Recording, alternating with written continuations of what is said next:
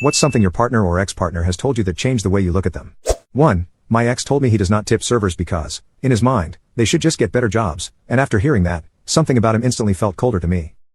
2. My ex, who was not exactly a genius, randomly announced one day that he had nothing else to learn in life, and the man was only 32. That level of confidence with that little self-awareness was hard to ignore.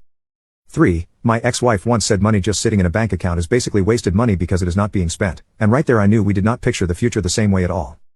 4. He once told me he did not understand helping people unless there was something in it for him, and that hit me hard because I suddenly realized our values were way further apart than I thought.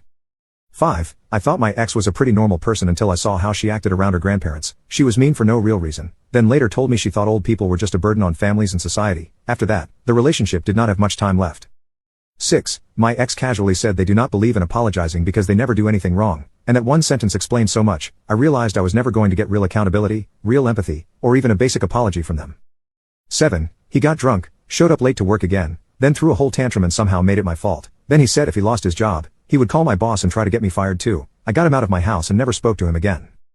8. My ex told me he hoped my dad would die so I could finally know what struggle felt like, because apparently my father working overseas meant my life was handed to me. That was the moment I knew I was done. 9. My ex said I was too emotional to be around after he took my elderly dog to the vet, told them the dog had been abandoned, and had him put down. Then after our split he manipulated me into leaving my home with my kids so he could move back in with his new girlfriend. There were red flags for years, but when it ended, he showed exactly who he really was.